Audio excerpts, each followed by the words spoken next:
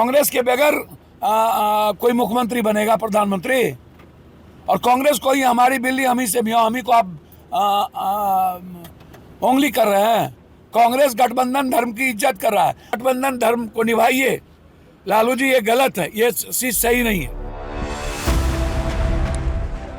पप्पू यादव की जुबान से निकला एक एक शब्द बताने के लिए काफी है कि महागठबंधन में बंधन कम, गांठ ज्यादा है।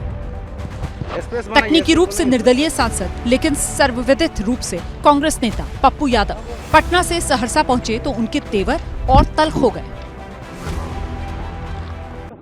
आप हमें अपमानित करिए चलेगा, लेकिन राहुल गांधी के विचारों का अपमान और हमारे प्रदेश अध्यक्ष दलितों के खिलाफ टिकट दीजिएगा, ये एक्सेप्ट तो नहीं होगा। ये हम व्यक्तिगत तौर पर तो एक्सेप्ट नहीं करेंगे। बिना कांग्रेस के कोई सपना देख रहा है मुख्यमंत्री बनने का, मुझे कोई। दूसरे चरण के नामांकन की अंतिम तारीख 20 अक्टूबर तय है, लेकिन अब तक महागठबंधन में सीट बंटवारे का ऐलान ही नहीं हुआ।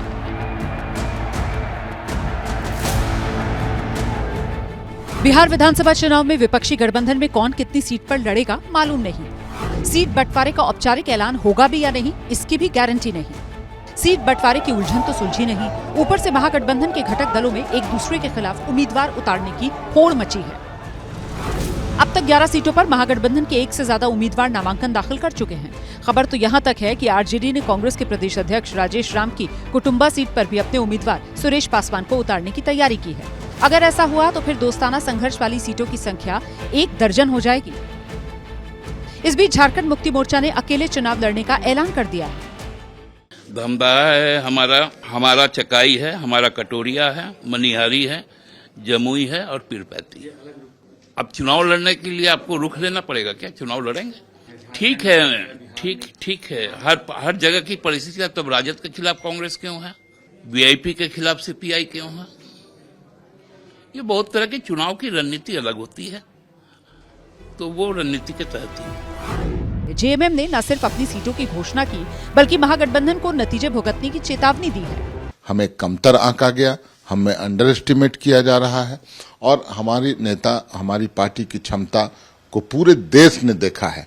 कैसे हम लोगों ने विपरीत परिस्थितियों में तानाशाही ताकतों को पछाड़ा था और राजनीतिक रूप से पटकनी दी थी, लेकिन हमें दरकिनार किया गया। कहीं न कहीं इसका नुकसान भारतीय इंडिया गठबंधन को होगा। झारखंड में इन दिनों महागठबंधन की सत्ता है, जिसके मुखिया जेएमएम के हेमंत सोरेन हैं। उनकी कैबिनेट में भी आरजेडी शामिल है, लेकिन बिहार में सोरेन की पार्टी को आरजेडी ने सीट देना जरूरी नहीं समझा। ऐसे में अब बीजेपी सीएम सोरेन को झारखंड के गर्व और गौरव की खातिर अपनी सरकार से आरजेडी और कांग्रेस को बाहर करने की चुनौती दे रही है।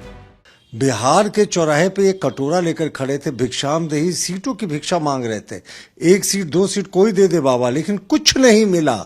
अंतिम में इन्होंने खुद घोषणा की कि नहीं साहब 12 सीट नहीं, हम उसके आधे ही 6 सीटों पर लड़ेंगे। लेकिन जो इनको बेइज्जती बिहार में झेलनी पड़ी, क्या उसका ये झारखंड में बदला लेंगे राजनीतिक रूप से?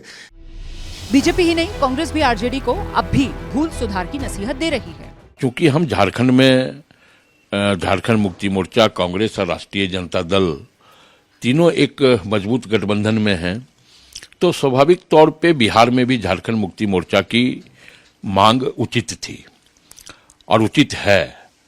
और स्वाभाविक तौर पे गठबंधन के नेता तेजस्वी यादव जी हैं, तो उनको संजीदगी के साथ गंभीरता से उनको जरूर विचार करना चाहिए। बिहार में महागठबंधन में सुलह के आसार कम है, कलह चरम पर है। ऐसे में एनडीए के नेता मजे ले रहे हैं। केवल बिहार में गठबंधन एक बड़ी टूट के कगार पर नहीं पहुंचा है। झारखंड में आरजेडी की कोई औकात नहीं थी, लेकिन जेएमएम ने आरजेडी को सम्मानजनक हिस्सेदारी दी थी। और उसके बाद बिहार में जिस कदर अपमानजनक व्यवहार हुआ है जेएमएम के साथ, जेएमएम को झारखंड के रिश्ते पर भी विचार करना चाहिए। तो पता ही नहीं चल पा रहा है कि गठबंधन हुआ है कि नहीं हुआ। महागठबंधन का स्वरूप क्या है कोई बता भी नहीं रहा। तो महागठबंधन है या नहीं है ये सबसे बड़ा प्रश्न है। राजद रही कांग्रेस के साथ, कांग्रेस लड़ रही है सीपीएम के साथ, सीपीएम लड़ रही है राजद के साथ। इस तरह से वो लोग तो एकदम कांच के तरह एकदम बिखर गए हैं लोग। महागठबंधन का वजूद खतरे में है, ऐसे में उसके नेता सफाई देने को मजबूर हैं। राष्ट्रीय जनता दल तो सिर्फ बिहार में चुनाव लड़ती है, झारखंड में कुछ सीटों पर लड़ती है। हम तो कर्नाटका, राजस्थान, मध्य प्रदेश में सीट मांगने नहीं जाते हैं कांग्रेस से। तो इस बात को, जमीनी हकीकत को समझना चाहिए और हमें लगता है अभी भी समय है। महागठबंधन के दल के सभी शीर्ष नेतृत्व बैठकर इस पूरे मामले को सुलझा लेंगे और कोई न कोई रास्ता निकलेगा। लेकिन ऐसी एकता होगी कब, चुनाव से पहले या चुनाव के बाद? क्योंकि अगर नतीजे महागठबंधन के खिलाफ आए तो फिर वो कहावत सटीक बैठेगी, अब पछताए क्या होत जब चिड़िया चुग गई खेत।